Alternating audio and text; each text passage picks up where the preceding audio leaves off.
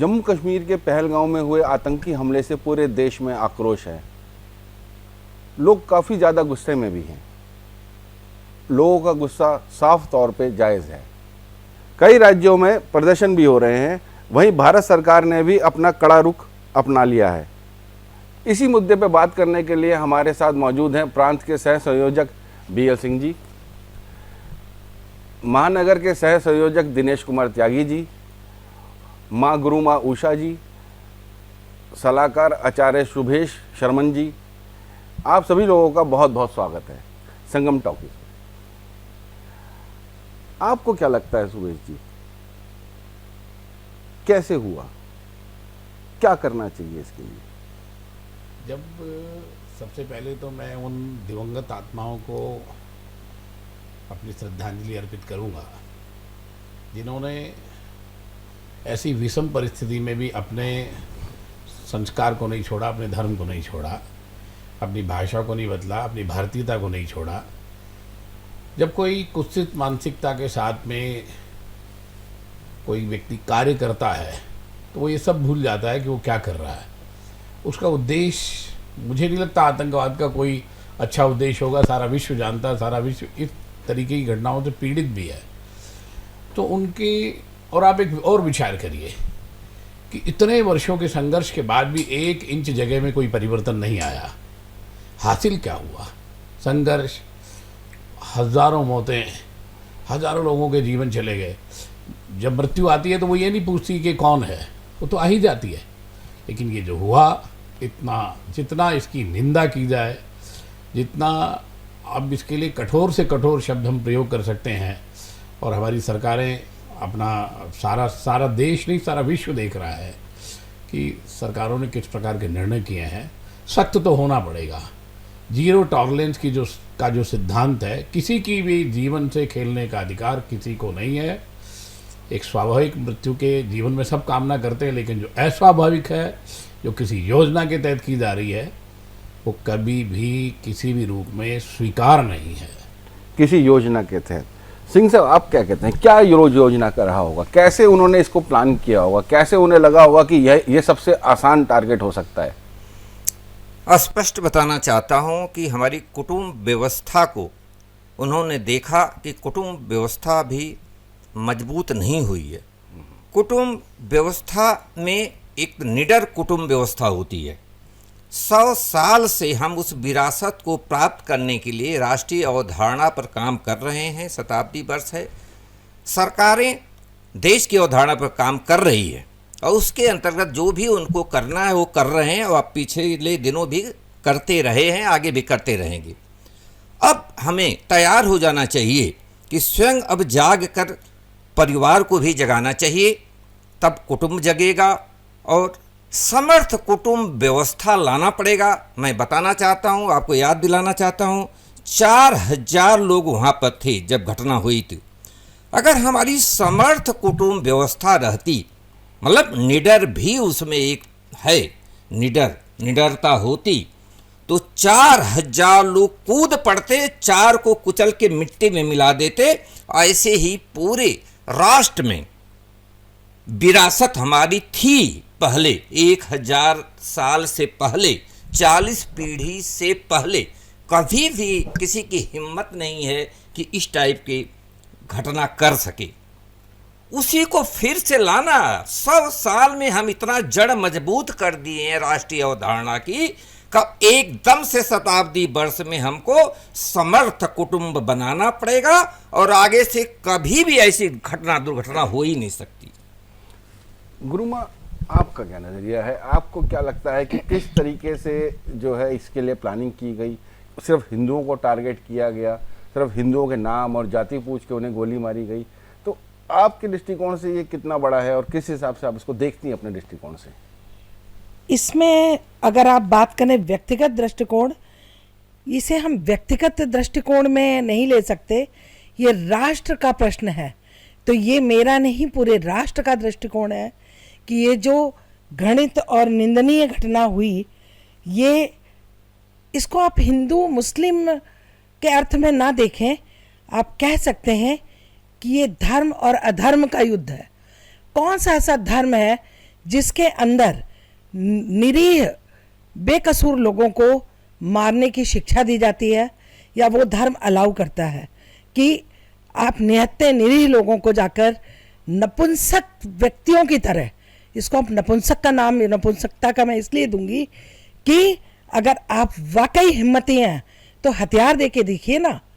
आप उन लोगों के हाथ में भी हथियार देते और फिर देखते आप कि आप उन्हें मार पाते क्या। तो एक नपुंसकता भरा व्यवहार, मैं समझती हूँ कि जिस भी धर्म में ये शिक्षा दी जा रही है कि निहत्थे लोगों को मार दिया जाए, तो उस धर्म को मैं पहले धर्म नहीं मानती। वो अधर्म और धर्म का युद्ध है जो प्रारंभ हो चुका है। इस निरीह लोगों की या बेकसूर लोगों की जो हत्या की गई, आज पूरा राष्ट्र इसके विरोध में खड़ा है। और आप विश्वास करिए कि ये एक ऐसा उन्होंने अधर्मी कार्य कर दिया कि हम सब एकजुट होकर आज वहाँ खड़े हैं कि इसका सामना, इसका उत्तर हम सब मिलकर देंगे। और विश्वास करिए कि अधर्म जो है वो बहुत लंबा कभी नहीं चला। और आपको क्या लगता है कि इन्होंने हिंदुओं की हत्या की? नहीं। सबसे पहले आज आपको ये समझना पड़ेगा कि ये हिंदुओं की हत्या नहीं थी। जिन लोगों ने, जो अपने को कश्मीरी या कश्मीर का कहते हैं और जो इसमें सहयोगी थे या मूक दर्शक बने देखते रहे, जिनकी दुकानों पर लोग खाना खा रहे थे या मैगी खा रहे थे या चाय पी रहे थे, वो मूक दृष्टा बने, ये सब कुछ देखते रहे इस नरसंहार को। तो वो क्या सोच रहे हैं कि ये हत्या खाली हमारे 26-28 हिंदू भाइयों को हुई? उनकी रोजी रोटी की हत्या हुई है। आज पर्यटक जो इतनी बड़ी संख्या में वहाँ जा रहा था, वो पर्यटक अब वहाँ नहीं जाएगा। और उनके आका, जिनकी शह पर वो मूकदर्शी बने रहे, देखते हैं कितनों के घर वो रोजी रोटी देंगे, कितनों के बच्चों की लालन पालन की जिम्मेदारी लेंगे। तो आप लोगों का एक मूर्खता बड़ा कदम आपके लिए कितना भारी पड़ने वाला है, इसके आप लोगों को अंदाज़ा भी नहीं। आप लोगों ने अपनी रोजी रोटी पर खुद लात मार दी। और रहा हमारे निरीह जो 28 लोग जिनकी हत्या की गई, विश्वास करिए हम इतने आहत हैं कि उस दिन से शायद एक निवाला भी पेट में हम लोगों के नहीं गया। और मैं तो इस सोच को इसलिए अनुभव कर पा रही हूँ कि मेरी अपनी पुत्र वधू वहाँ से 10 कदम की दूरी पर थी। ईश्वर की अनुकंपा, या मैं कह सकती हूँ कि हमारे कुछ संचित अच्छे कर्मों का पुण्य प्रताप है कि वो सुरक्षित है और आज घर वापसी लौटी है। तो उस दुख को मैं समझ सकती हूँ कि मेरा बच्चा वहाँ फंसा था तो मेरे पे क्या बीत रही थी। तो जिन माँओं के या बच्चे गए, जिन पत्नियों के पति गए, आज उनकी स्थिति क्या है, ये शायद शब्दों में उसको वर्णित नहीं किया जा सकता। दिनेश जी, शब्दों में वर्णित नहीं किया जा सकता। क्या इस पर अपनी प्रतिक्रिया देंगे आप? ये इस तरह की घटना का घटना बहुत ही एक दुखद, जिन्होंने अपनों को खोया और जिनकी कोई गलती नहीं थी, बिल्कुल बेकसूर निहत्तों पे इस तरह की नृशंस हत्याएं कर देना, ये बहुत ही कुटिल मानसिकता का एक द्योतक है जे, और जिसकी हम जितनी निंदा करें उतनी कम है जे। और बात फिर आती है कुटुंब। कुटुंब एक ऐसी व्यवस्था है, ऐसी पाठशाला है जहाँ से हमारे संस्कार शुरू होते हैं जे। संस्कार हमारे एक दूसरे को पीढ़ी दर पीढ़ी ट्रांसफ़र होते हैं, स्थानांतरण होते हैं। तो उनमें हमें सब ये सिखाया जाता है कि हमें सबको जीवन जीने का अधिकार है, जीवन छीनने का अधिकार हमारा किसी के पास में नहीं है। तो उस व्यवस्था में अगर हम किसी भी ऐसी मानसिकता का प्रयोग करते हैं जो विशेष रूप से निंदनीय है, और इसमें हमें अपनी कुटुंब व्यवस्था को सुधारना होगा। हमें अपने मूल्यों को, अपनी संस्कृति को, जब तक हम अपने कुटुंब रूपी पाठशाला में अपने संस्कारों को पुनः वापस नहीं लाएंगे, तो इस तरह हमारे साथ में कुछ ना कुछ घटनाएं घट सकती हैं। तो हमें जो है अपने परिवारों के साथ कैसे मिलके रहना है। जब हम मिलके रहेंगे तो किसी की भी इतनी ताकत नहीं है, निडरता हमारे अंदर रहेगी। हम पारिवारिक संस्कृति को समझेंगे, मूल्यों को समझेंगे, और फिर अच्छे बुरे की पहचान भी हमें हो जाएगी। जब अच्छे बुरे की पहचान हमें हो जाती है तो फिर हम इस तरह की घटना के बारे में कभी सोच भी नहीं सकते। ये हम जब सोचते हैं कि जब हमें इस तरह के पाठ पढ़ाए जाते हैं पहली पाठशाला में कि केवल यही एक करना है और नृशंस हत्याएं हैं, उसमें बहुत कुछ हो सकता है, लेकिन ये सब घृणित है। बहुत ज़्यादा इसकी निंदा हमें करनी चाहिए और सरकार को इस बारे में विशेष रूप से, जो आज हमारे पूरा विश्व भी देख रहा है, भारत हमारा, और हमारे जिनके अपने खोए हैं उनका विशेष रूप से दुख दर्द महसूस करते हुए इस पे बहुत ही कड़ा संज्ञान लिया जाना चाहिए और एकता जितनी हो सकती है उसको दिखा के इसको करना बहुत ज़रूरी है। जब तक जवाब नहीं दिया जाएगा तब तक इस तरह की घटनाएं घटना जारी रह सकता है। दिनेश जी, एकता कितनी जरूरी है, यहाँ पे एकजुटता कितनी जरूरी है? इस समय पे हम सभी सनातनियों को या देश के लोगों को कितना एकजुट होकर इस समस्या का समाधान के लिए सरकार पे प्रेशर बनाना चाहिए या जोर देना चाहिए? देखिए, वैसे तो अब सब देख रहे हैं, हम लोग सभी वर्गों के लोग, सभी देश के जितने राजनीतिक और सामाजिक संगठन हैं वो सब इस घटना का विरोध कर रहे हैं और विश्व के अनेकों देशों ने भी इस बात के साथ भारत हमारे देश के साथ सहमति जताई है। जैसे सारे दूरदर्शन और सब सोशल मीडिया के माध्यम से और समाचारों के माध्यम से हम देख भी रहे हैं कि कोई भी व्यक्ति, कोई भी देश, कोई भी ये नहीं चाहता कि इस तरीके की घटनाएं संसार में हों। और जहाँ तक एकजुटता का प्रश्न है तो भारत तो एक ही है। कुछ प्रतिशत लोगों की मानसिकताएं कुछ हो सकती हैं और मुझे लगता है कि जिन्होंने अपनों को खोया है और वो एक बार सोच करके देखें, जो इस तरह की घटनाओं को कहीं अपने मन में प्रसन्न भी हो रहे हों तो एक बार विचार करके देखिए कि एक पति पत्नी अपने जीवन के सबसे महत्वपूर्ण क्षणों में वहाँ हैं और उसके सामने उसके पति की हत्या कर दी जाती है। कितनी बड़ी पीड़ा का प्रश्न है ये, जो हमारे यहाँ सौभाग्य का प्रश्न है, हमारे यहाँ जो प्रसन्नता का प्रश्न है। और कश्मीर की वादियाँ तो इस बात के लिए प्रसिद्ध थी कि लोग वहाँ पर प्रसन्नता के क्षणों में जाते थे। पर इसमें एक अंतर और है कि ये आतंकवाद है या ये जिहाद है, इसके भी अंतर को अपने लोगों को समझना चाहिए। ये एक इस प्रकार का संदेश सारे संसार में दिया गया है, धर्माधारित जो हत्याएं की गई हैं, प्रत्येक व्यक्ति का धर्म पूछा गया है, उसके बाद उसे मतलब वो शब्दों को किसी के जीवन के साथ में एक स्त्री के लिए कितना, एक पिता के लिए, जैसा अभी गुरुमा ने भी कहा कि जिन्होंने अपने पुत्र खो दिए, लेकिन जिन्होंने अपना पति खोया अपने सामने और वो कुछ नहीं कर पा रही हैं, ये पीड़ा प्रत्येक भारतीय की है। और जहाँ तक हम एकता की बात करते हैं, एक नहीं है तो होना पड़ेगा। अगर आप एक होंगे, आप कुटुंब प्रबंधन के हमारे प्रचारक बंधु यहाँ पर उपस्थित हैं, उन्होंने बार बार इस चीज़ पर जोर दिया है कि कुटुंब प्रबंधन बहुत, परिवार कैसे होता है, लेकिन आप जिन परिस्थितियों में हैं वहाँ हम उसकी क्या मदद कर सकते थे। आप निडर होकर के भी जिनकी इतनी कुत्सित मानसिकता के साथ, जो सिर्फ आपको मारना चाहते हैं, उन लोगों के बीच में आप उसका कैसे मुकाबला कर सकते थे। लेकिन एक हथियारबंद व्यक्ति है, गोली मार दी गई, उसके बाद उसको, और फिर एक विचार एक और देखिए कि वहाँ स्थानीय स्तर पर जितने भी लोग रहे होंगे वो कैसी मानसिकता के साथ रहे होंगे, ये भी अपने को सोचना चाहिए। भारत एक है और मुझे विश्वास है कि इस प्रकार की घटनाओं का उत्तर सारे भारतीय मिलकर के देंगे। भारत की अखंडता, एकता अक्षुण्ण है और हम इस प्रकार के नेतृत्व के साथ आज चल रहे हैं। हमारे देश के पास बहुत सशक्त और बुद्धिमान, सुदृढ़ नेतृत्व है। हमारे प्रधानमंत्री जी ने बहुत, हमारी सरकार ने बहुत त्वरित कार्रवाई करते हुए इस पर कदम भी उठाए हैं और सारा विश्व आपके साथ है। ये खाली भारत ही नहीं, सारे विश्व को एक होना पड़ेगा इस तरह की घटनाओं पर।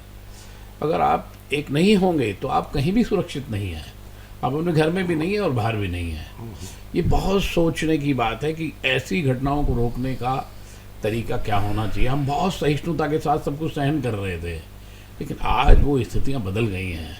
जिन लोगों ने इस आगे पीछे जो भी इन घटनाओं के जो भी हैं, उनको निश्चित रूप से एक कठोरतम सख्त कार्रवाई का सामना करना पड़ेगा, समाज के द्वारा और हमारी सरकारों के द्वारा, हमारे राष्ट्र के द्वारा और पूरे विश्व के द्वारा।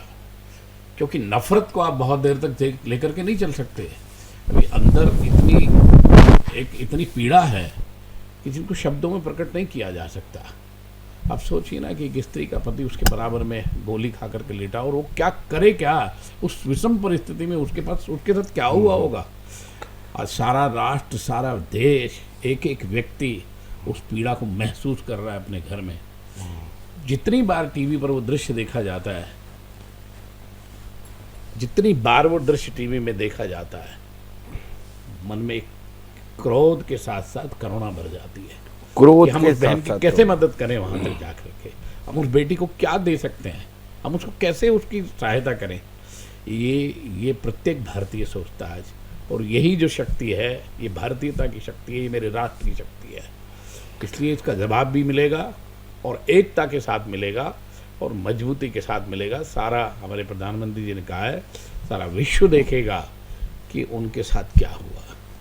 सारा विश्व देखेगा। इसको हम सिंह साहब एक चुनौती की तरह ऊपर देख रहे हैं। ये चुनौती है, ये हमारे लिए एक हमारे भारत लिए के लिए पूरी चुनौती है। चुनौती दी गई है। भारत पूरे विश्व को रास्ता दिखाया है, पहले भी दिखाया है, फिर भी दिखाना पड़ेगा। वही मैं बार बार कह रहा हूँ कि हमारे विरासत में ये था कि अगर 4000 लोग वहाँ पर हैं, उनके बीच में घटना हुई है, अगर हम समर्थ कुटुंब व्यवस्था जल्दी से कायम कर दिए होते तो 4000 टूट पड़ते उनके ऊपर। भगवान राक्षसों से जब देवता लोग परास्त हो गए तो इंद्र भगवान के नेतृत्व में भारत भूमि पर मानव के पास आए, महाराज सगर से निवेदन किए कि ऐसी दुर्घटना कर रहे हैं राक्षस जो कभी हम लोगों ने सोचा भी नहीं था। जैसा मैं अपनी जिंदगी में कभी ऐसी घटना नहीं देखा था जो अभी पुलवामा में देखा है। महाराजा सगर आदमियों को लेके, सेना लेके चले, पीछे पीछे देवता भी चले, एकदम उखाड़ फेंके। उसके बाद कभी भी ऐसी दुर्घटना राक्षसों की हिम्मत नहीं पड़ी करने की। भारत ने तब भी पूरे संसार को मैसेज दिया, पूरे संसार का नेतृत्व किया। ऐसी ही घटना कभी भी फिर नहीं घटी है। फिर से हम जो 1000 साल गुलाम हो गए, हमारा सब ताना बाना छिन्न भिन्न हो गया। हम इस शताब्दी वर्ष में संपूर्ण समाज का परिवर्तन करने जा रहे हैं। समाज को आगे आगे लेके उनको दिशा देंगे और उस परिवर्तन में सबसे टॉप पर यही है कि समर्थ कुटुंब व्यवस्था ऐसा बनाएंगे जहां भी ऐसी दुर्घटना होती है सब टूट पड़े। एक दो दुर्घटना के बाद कभी दुर्घटना पूरे भारत में नहीं होगी, इसकी नकल पूरा संसार करेगा। नकल पूरा संस्कार है। मैं आपसे पूछना चाह रहा हूँ कि क्या स्त्रियों का क्या रुख है इसमें? आपसे लोग मिलते हैं, रोज आके आपके दर्शन करते हैं, लोग आपसे बातें करते हैं, संवेदनाएं आपकी सबके साथ हैं, तो खास तौर पे जो भारत की महिलाएं हैं, स्त्रियां हैं, उनका क्या रुख है इसमें? जहाँ तक भारत की महिलाओं की बात करें तो उनकी गौरव गाथा को अगर हम लिखने बैठेंगे तो विश्वास करिए कागज़ कम पड़ जाएंगे। यह हमारी भारत भूमि है जहाँ महारानी लक्ष्मीबाई, अहिल्याबाई, आप ऐसी शख्सियत, इतनी वीरांगनाओं ने जन्म लिया जिन्होंने अपने पुत्र को, महारानी लक्ष्मीबाई को सबसे पहले मैं नमन करते हुए याद करती हूँ कि अपने पुत्र को पीठ पर बांधकर जिन्होंने लोगों की गर्दनें उड़ा दी। तो हमारी महिलाओं की शक्ति की बात अगर करें तो महिलाओं की शक्ति में कहीं कोई कमी नहीं है। बस दुख इस चीज़ का है कि जिन महिलाओं के साथ वहाँ अत्याचार हुआ, जिनके पतियों को, पिता को, पुत्रों को उनके आँख के आगे मारा गया, वो निहत्थी थी। विश्वास करिए अगर किसी एक महिला के हाथ में भी अस्त्र होता तो विश्वास करें कि जीते जी तो वो अपने पति या पुत्र या पिता तक किसी आतंकी को पहुंचने न देती, या उनके मरने से पहले 2-4 के सिर वो कलम कर देती। ये मेरा अटूट विश्वास है यहाँ की महिलाओं की शक्ति पर। महिलाओं के साथ मैं आज एक संदेश देना चाहती हूँ संपूर्ण भारतवर्ष को, संपूर्ण भारतवासियों को, कि आप लोग अब तो सिर्फ ये समझें कि हम भारतवासी हैं, हम सिर्फ हिंदू हैं। इस जातीयता की मानसिकता से निकलिए, प्रांत की मानसिकता से निकलिए। जिस समय गोलियां चली, न किसी की जाति पूछी गई थी, न प्रांत पूछा गया था, न प्रदेश पूछा गया था, सिर्फ आप हिंदू थे, आपको इसकी सज़ा मिली थी। तो आप सबसे मेरा अनुरोध है कि समझिए कि आप सब हिंदू हैं और भारतवासी हैं। अपनी मानसिकता का विस्तार करें, एक साथ एकजुट खड़े हों। और हाँ, आज मैं इस चैनल के माध्यम से पूरे राष्ट्र को ये संदेश देती हूँ कि अपने बच्चों को धर्म की शिक्षा अवश्य दें, लेकिन उन्हें शस्त्र और अस्त्र उठाना भी सिखाएं कि खाली धर्म से आप अपनी रक्षा नहीं कर सकते, आपको शस्त्र उठाने होंगे। भगवान श्री राम वनवास गए थे, उन्होंने अपने राजपाट के राजसी वस्त्र छोड़े थे, वनवासी के वस्त्र धारण किए थे, लेकिन अपना धनुष बाण नहीं छोड़ा था। तो ये आपको समझना पड़ेगा कि अपने बच्चों को बचपन से ये शिक्षा दी जाए कि अहिंसा परमो धर्मा है। लेकिन अहिंसा परमो धर्मा का मतलब ये कतई नहीं है कि आप स्वयं की रक्षा के लिए या राष्ट्र की रक्षा के लिए हथियार न उठाएं। तो आज मैं अपनी सारी माताओं, बहनों, अपने पूरे भारतवासियों को संदेश देती हूँ कि पैदा होते ही अपने पुत्र और पुत्रियों को ये शिक्षा दें कि आप किस तरह से अपनी और अपने देश की रक्षा के लिए सहायक हो सकती हैं। निकाल दीजिए अपने हृदय से, करुणा बहुत अच्छा है, अहिंसा बहुत अच्छा है, प्रेम प्यार परस्पर भाईचारा बहुत अच्छा है, लेकिन वो तब तक अच्छा है जब तक आप सुरक्षित हैं। आपके घर में घुस के कोई आपके ऊपर वार करेगा और आप अहिंसा परमो धर्मा की बात करेंगे, कतई नहीं। आप इन लोगों ने, कायरों ने, मैं कह सकती हूँ खुलेआम मन से कहती हूँ कि जिन्होंने भी इस जघन्य हत्याकांड को अंजाम दिया वो नपुंसक थे, वो पुरुष ही नहीं थे। और जिस धर्म में ऐसी शिक्षा दी जाती है कि निहत्तों के ऊपर वार करो, वो धर्म सिर्फ नपुंसक लोगों को पैदा करता है। तो अपने हिंदू धर्म को समझिए, अपने गौरवशाली इतिहास को समझिए और समझिए अपने महापुरुषों के जीवन को एक बार फिर पढ़िए। पढ़ने की आवश्यकता है। पलायन से अब कुछ नहीं होगा, आपको डट कर सामना करना पड़ेगा। तो आइए हम सब अब अपने बच्चों को, महिलाओं को, इजराइल का एग्जाम्पल देती हूँ जहाँ स्त्रियों के लिए भी शस्त्र शिक्षा अनिवार्य है। तो हम सबको भी अब एक ऐसी व्यवस्था बनानी पड़ेगी जहाँ महिलाओं, पुरुषों, बच्चों के लिए शस्त्र शिक्षा अनिवार्य हो। चाहे वो एनसीसी के थ्रू आप लोग करिए या किसी भी चीज़ में, शस्त्र उठाइए अपनी रक्षा के लिए, देश की रक्षा के लिए। शस्त्र शिक्षा कहाँ तक इसको हम मान के चलें? अगर कोई शस्त्र शिक्षा कर भी रहा है, कहीं उसने ट्रेनिंग भी लिया जाके, तो भारत का कानून ऐसा है कि आपको पहले लाइसेंस चाहिए, पहले आपको उनसे उसके लिए आपको प्रमाण चाहिए, फिर आपको मिलेगा। और वो हथियार बहुत महंगे हैं, आम आदमी उसको नहीं खरीद सकता, आम आदमी के बस के बाहर है वो। तो किस तरह से शस्त्र शिक्षा की हम बात करें? क्या शस्त्र शिक्षा के लिए सरकार कोई केंद्र खोले?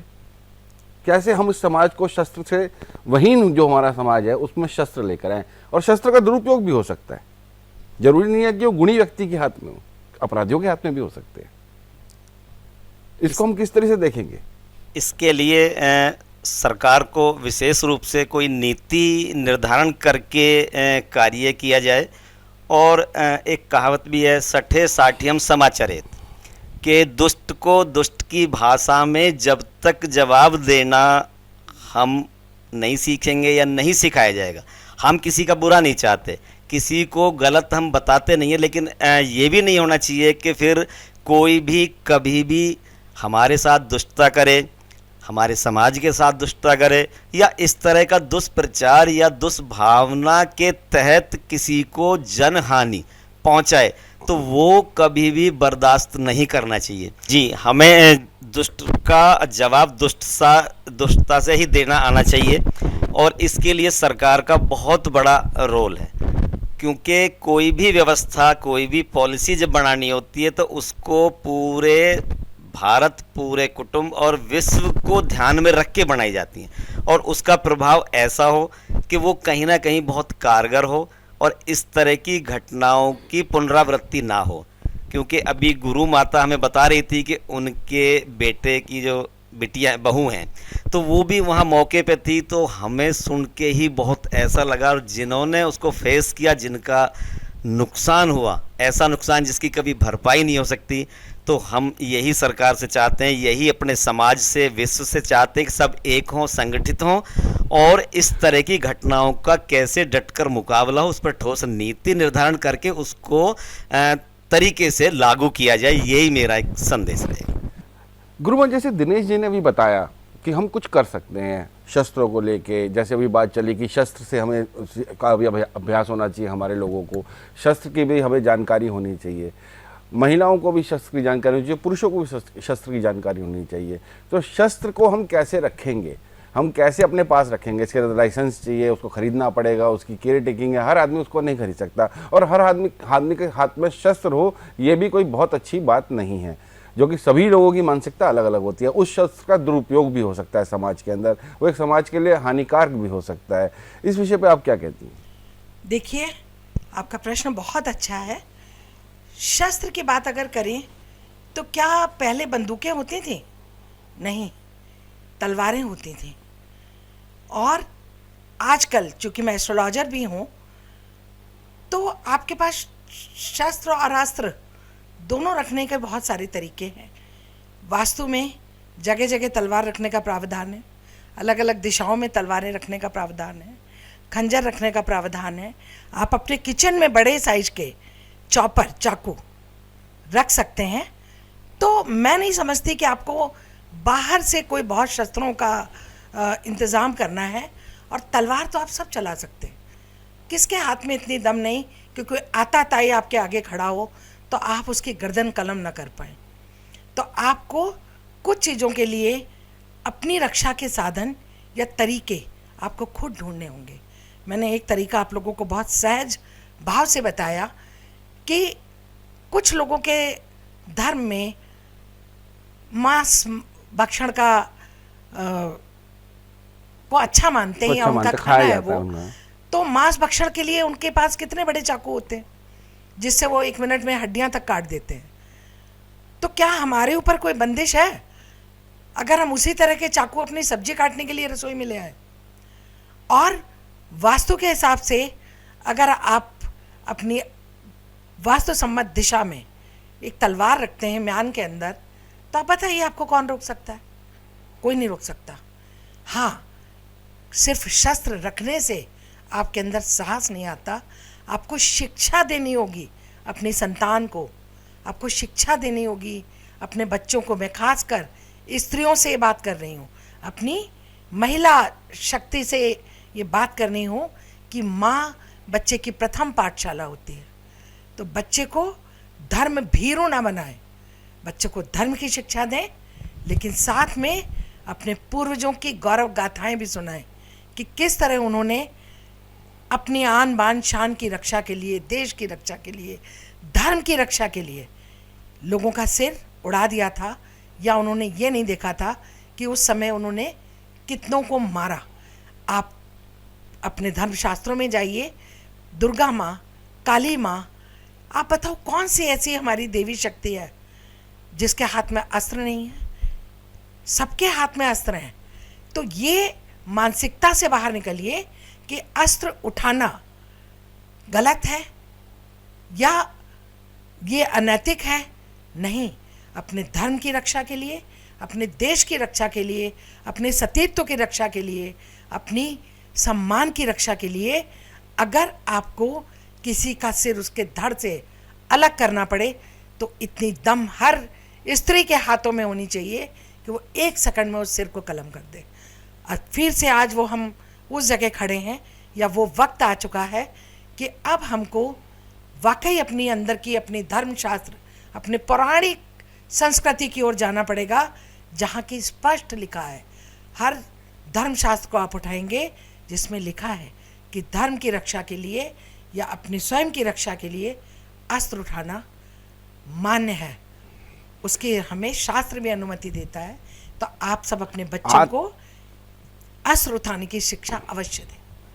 आत्मरक्षा, आत्मरक्षा के लिए शस्त्र उठाना बहुत सही है, इसके लिए कहा भी गया हमारे शास्त्रों में। लेकिन क्या उन शस्त्रों का दुरुपयोग नहीं हो सकता समाज के अंदर? क्या उन शस्त्रों से लोग दूसरों को भी हानि पहुंचा सकते हैं? और शस्त्र की बात से ही अगर सभी आदमी शस्त्र उठा लेंगे तो बड़ा असंतुलित हो जाएगा समाज का जीवन। तो सबको भी शस्त्र नहीं उठाया जा सकता। तो कैसे हम इसको रोक पाएंगे, कैसे हम इसको आगे बढ़ा पाएंगे अपनी बातों को, कैसे हम अपने समाज की, अपने हिंदुत्व की, अपने सनातन की रक्षा कर पाएंगे? इसके लिए आप सरकार से क्या उम्मीद करते हैं कि सरकार इसके ऊपर क्या कड़े कदम उठाएं? शुभेंद्र जी, आपसे मैं एक बात के साथ इस बात को रखूंगा कि हमारे यहाँ शारीरिक सौष्ठव और शारीरिक रूप से बलशाली होने की शिक्षा दी जाती है। हमारे यहाँ प्राणायाम की शिक्षा है तो व्यायाम की शिक्षा भी है। हमारे यहाँ बलिष्ठता का सिद्धांत यह है कि मल्ल युद्ध सिखाए जाते थे।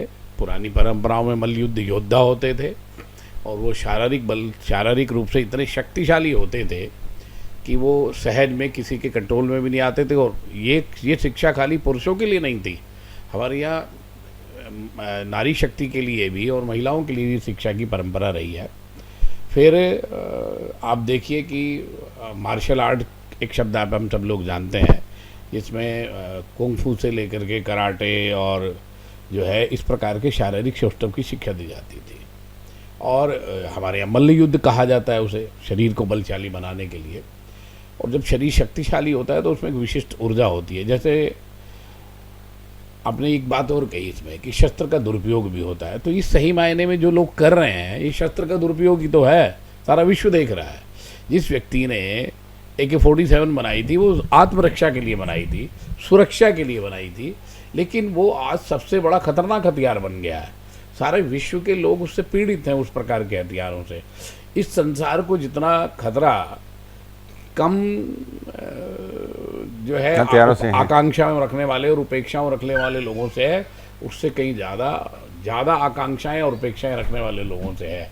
मतलब कभी कभी हम कहते हैं ना कि इस संसार को जो खतरा है ना वो बुद्धिमान लोगों से खतरा रहा है, क्योंकि जिन्होंने इतने बड़े हथियार बना दिए, पूरे संसार में इतने बड़े न्यूक्लियर हथियार बना दिए, वहाँ हम ये बात बहुत अच्छी है कि हम निजी रूप से कहीं अपने आप को एक दूसरे का विरोध हो, सामने आमने हो, उससे हमारा शारीरिक बल और हमारी जो भारतीय और सारी संस्कृति की जो पुरानी है ये सब सारे संसार में सिखाई जाती थी। भाला चलाना, लठ चलाना और ये सब तलवार चलाना, ये सब हमारे जीवन शैली के हिस्से थे, वो सब होता था। अब वो धीरे धीरे करके ख़त्म हो गया क्योंकि हम इस तरीके की व्यवस्था, लेकिन ये भी कोई बहुत समाधान नहीं है।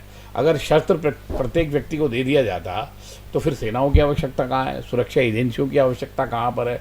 फिर आपको ये भी एक कारण है, लेकिन व्यक्ति को आत्मरक्षा की हमारे यहाँ स्वतंत्रता है कि आप पर निजी रूप से अगर कोई व्यक्ति आपका आघात हो रहा है तो करेगा तो आप उसका अपने आप को सुरक्षित कर सकते हैं। ये सिद्धांत है हमारे यहाँ पर। तो ये सब हमारी जीवन शैली में था, वो धीरे धीरे करके हमने भौतिकता के कारण चीज़ों से दूर हटते चले गए। आज भी पुनः हमें इन चीज़ों को अपनाना पड़ेगा, क्योंकि रोग से बचने के लिए आपको शारीरिक रूप से बलशाली होना पड़ेगा। आजकल जितना ये जो एक आतंकवाद नामक जो रोग है, इसमें शारीरिक रोग भी तो बहुत सारे आ रहे हैं आपके यहाँ। बीमारियाँ कितनी घेर रही हैं मनुष्य को, जितनी बीमारियों के नाम आपने सुने नहीं थे, उससे ज़्यादा बड़ी बीमारी ये है। लेकिन इन सबका समाधान कैसे होगा? मुझे लगता है कि इस समय बहुत सारे प्रश्नों का उत्तर देता है। बहुत दिन से हमारे देश में इस प्रकार की घटनाएं होती रही हैं। 2-5 साल पहले भी ऐसी घटनाएं हुई और सारा का सारा पुलवामा में कश्मीर जो है वो पंडित सब कश्मीरी पंडितों को मार के वहाँ से निकाल दिया गया। वो बंगाल की स्थिति आप देख सकते हैं और अन्य राज्यों में भी ऐसा चल रहा है। तो इसका समाधान का समय भी आ रहा है। मुझे लगता है कि जिसका समाधान मानव नहीं कर पाता, उसका समाधान ईश्वर अपनी शक्ति से करता है। हम प्रकृति से बहुत ज़्यादा देर विरोध नहीं कर सकते। प्रकृति जब अपने रौद्र रूप पर आती है तो सबको समान कर देती है। उसकी शक्ति इतनी ज़्यादा है, कोई कहे कि ईश्वर की शक्ति क्या है, तो एक कंपन में पृथ्वी तो हिल ही जाती है, आपका सारा इंटीरियर और एम्पायर भी हिल जाता है। उसकी शक्ति बहुत बड़ी है। अब निश्चिंत रहिए, क्योंकि एक बात और यहाँ कहना चाहूँगा कि शिव बीसी के 13वें वर्ष का समय चल रहा है। हमारे यहाँ 3 है, विष्णु, शिव और ब्रह्मा। इस प्रकार के सिद्धांत पर जब हम चर्चा करते हैं तो ये जो कालखंड है निश्चित रूप से कुछ न कुछ बड़े निर्णय वाला है। इस समय ऐसा चल रहा है, जब बहुत तेज बहाव नदी में होता है ना, तो किनारे पर रखा हुआ कूड़ा अपने आप छट जाता है। ये बिल्कुल निश्चित अवस्था है, जो प्रकृति के अनुकूल होगा, जो मानवता के अनुकूल होगा, जो मनुष्य मात्र के कल्याण के लिए होगा, निश्चित रूप से वो किसी न किसी ऐसी व्यवस्था को जन्म दे देगा जहाँ बहुत सारी चीज़ें सुधर जाएंगी। जिसने AK-47 बनाई होगी उसने आत्मरक्षा के लिए बनाई थी, लेकिन हो क्या रहा है उसका उपयोगी भी आप हम सब विचार। उसको बहुत, जब वो मरने से पूर्व बड़ा अफसोस हुआ उनको, एक रशियन व्यक्ति थे उनको जिन्होंने ये बनाया था, उन्होंने बड़ा बाद में शौक हुआ उनको कि ये मैंने क्या किया है, मानवता के कल्याण के लिए तो नहीं है, ये मानवता को हानि कर रहा है। तो सरकार की व्यवस्थाओं को इसमें कुछ ऐसी चीज़ें शामिल करनी पड़ेंगी, जैसे हम व्यक्ति को सैनिक शिक्षा के रूप में शामिल कर सकते हैं, और प्रत्येक व्यक्ति के लिए, जैसे इजराइल आदि कई देशों में ऐसा है कि आपको सैन्य शिक्षा लेनी ही पड़ेगी। इसकी एक आवश्यकता है कि शारीरिक रूप से और मानसिक रूप से आदमी का आत्मबल भी मजबूत हो। अब आपके हाथ में हो और आप कुछ कर ना पाएँ, उसका भी कुछ लाभ नहीं होगा। इसलिए पहले आत्मबल, शरीर बल और जो हमारी परंपरा में शामिल था वो सब पुनः से लाना चाहिए, और सरकारें जो नीति निर्धारण करेंगी उसमें सब देश को स्वीकार होता है और सबकी रक्षा होनी चाहिए। इसका जो भी संसाधन वो कर सके उनको करना चाहिए। सैनिक शिक्षा, सुमेश जी ने कहा सैनिक शिक्षा सबके लिए अनिवार्य होनी चाहिए, तो इस चीज़ को आप कैसे देखते हैं? अभी तो जैसे अभी वो हमारे भारत में भी शुरू हुआ 4 साल के लिए, वो जो अग्निवीर योजना शुरू हुई और जो हमारी सरकारों ने शुरू करी, तो उसका भी कुछ असर है। यस, वो तो अभी तक वो भी सबके लिए नहीं है, जो जाना चाहता है उसके लिए अग्निवीर योजना है। तो कैसे अब एक एक आदमी को, एक बच्चे को किस तरीके से इसको करना चाहिए कि क्या सबको सैनिक शिक्षा मिलनी चाहिए जैसे इजराइल में होता है या बाकी किसी और कई सारे मुल्कों में भी होता है कि सैनिक शिक्षा अनिवार्य है, तो उसी तरीके से 2 साल, 4 साल या 5 साल के लिए भी क्या सभी लड़के लड़कियों को, सभी हमारे युवा बहन भाइयों को जो है सैनिक शिक्षा के लिए भेजा जाना चाहिए? आपका इस विचार में क्या राय है, इस बारे में क्या विचार है? इस बात का ये बहुत लंबी चर्चा का विषय है, लेकिन फिलहाल ऐसा संभव नहीं है कि सब लोग अस्त्र और शस्त्र प्रशिक्षण ले पाए। सरकार भी इसमें इस नियम को लागू करना चाहेगी भी, तो भी इसमें बहुत वर्ष लगने वाले हैं। तो मैं इतना ज़रूर सजेशन दे सकती हूँ कि NCC सबके लिए कंपलसरी कर दी जाए। महिलाओं, मतलब कन्याओं, और C सर्टिफिकेट तक आपको अगर NCC की शिक्षा आपकी कंपलसरी कर दी जाए तो कम से कम हमारे बच्चे इस योग्य हो जाते हैं कि वो अपनी और देश की दोनों की रक्षा कर सकें। वहाँ पर चूँकि मैं खुद NCC कैडेट रही हूँ, तो जिस तरह आप बहुत सारे विषय लेकर आते हैं कि हिंदी कंपलसरी है, इंग्लिश कंपलसरी है, मैथ्स कंपलसरी है, या अलग अलग प्रांतों में उनकी भाषाएं कंपलसरी हैं, तो अगर सिर्फ एक NCC को कंपलसरी तौर पे हर स्कूल में लागू कर दिया जाए तो काफ़ी हद तक हम सैन्य शिक्षा के या देश की रक्षा के लिए युवक और युवतियों को तैयार कर लेंगे। और मैं समझती हूँ कि इस बारे में गंभीरता से अवश्य सोचना चाहिए।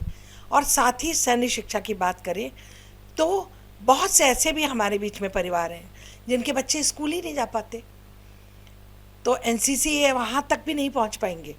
तो उनको भी ध्यान में रखते हुए मैं कहती हूँ कि माताएं, माँ तो माँ है, वो गरीब घर की महिला भी माँ है और समृद्ध घर की महिला भी माँ है, तो कम से कम माताओं तक ये शिक्षा अवश्य पहुँचा दी जाए कि जब वो गर्भवती हों तो गर्भ धारण की प्रक्रिया से ही, कहते हैं कि गर्भवती माता के जो भी मन में विचार चल रहे होते हैं वो बच्चे तक पहुंचते हैं, जिसका उदाहरण हमारे महाभारत में अभिमन्यु का प्रसंग है। तो कम से कम हमारी महिलाएं इस हद तक शिक्षित हो जाए कि जब वो गर्भ में उनका बच्चा हो तभी से वो अपने अंदर उस होने वाले बच्चे को वो संस्कार देती रहें, या उस भावना से उस बच्चे के लिए प्रे करें कि मेरा बच्चा अगर पैदा हो तो वो एक साहसी बालक पैदा हो, वो पुत्र हो या पुत्री हो, वो आत्मसम्मानी और साहसी हो, और कम से कम जिस तरह के लोगों ने हमारे निहत्थे लोगों को मारा, ऐसा नपुंसक बच्चा तो धरती पर ना पैदा हो।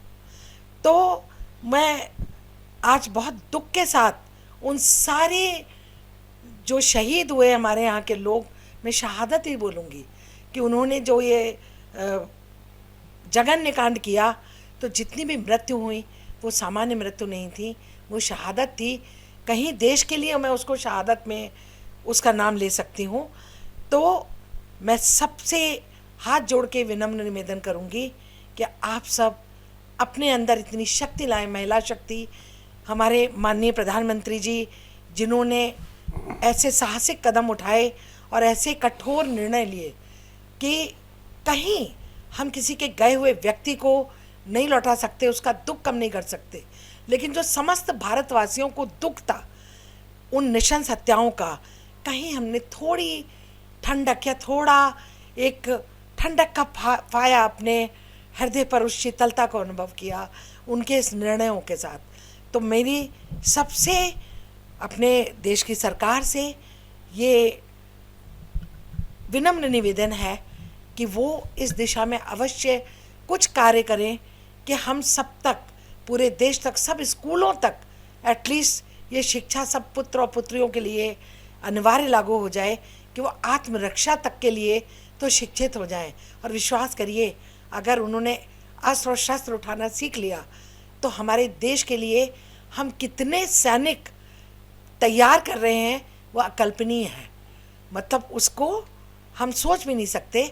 तो हमें कुछ देशों से यह अवश्य शिक्षा लेनी चाहिए कि हम अपने बच्चों को अस्त्र और शस्त्र उठाने की शिक्षा दें, उनके लिए स्कूलों में कंपलसरी कर दें कि वो इस तरह की शिक्षा दी जाए कि बच्चे आत्मरक्षा तक के लिए तो तैयार हो जाए। इस विषय पे तो बहुत सारे सवाल और मेरे मन में हैं, आप लोग भी इस पर अपनी और बहुत सारी राय रखना चाहते हो, पर समय हमें इसकी इजाज़त नहीं दे पा रहा है। इसके लिए आप दोनों यहाँ आए, इसके लिए बहुत बहुत स्वागत, धन्यवाद आपका कि शुभेन जी भैया आए, माँ जी आई, और दिनेश जी और BL सिंह जी आए थे, लेकिन किसी कारणवश उनको पहले जाना पड़ा, उनका कुछ अपॉइंटमेंट्स थी, लेकिन ये शो लंबा होता जा रहा था, इस वजह से उनको कुछ निकलना था तो वो निकल गए हैं। हम इस शो को फिर आगे दोबारा इसे कंटिन्यू करेंगे और कुछ नए प्रश्नों के साथ। जब तक आप भी हमें जो है ये प्रश्न हमारे ईमेल पे हमें नीचे टैग कर सकते हैं, हमारे फ़ोन नंबर पे हमें बता सकते हैं। आप भी और कुछ जानना चाहते हो, कुछ आपके मन में सवाल हो, वो हमसे हमारे माध्यम से आप पूछ सकते हैं। हम आगे फिर इस कार्यक्रम को लेकर आएंगे और बहुत सारे सवालों के हम आपके जवाब देंगे। और बहुत सारे लोगों ने अभी भी सवाल पूछे थे, उसके लिए भी हमने काफ़ी सारे जवाब दिए हैं लोगों से। आगे भी लोगों को बुला के उनसे बात करते रहेंगे। शुभेन जी आपका बहुत बहुत धन्यवाद, आप यहाँ आए, इसके लिए बहुत बहुत धन्यवाद। गुरुमा आपका बहुत बहुत धन्यवाद, आप यहाँ आई, और सभी लोगों का बहुत बहुत धन्यवाद।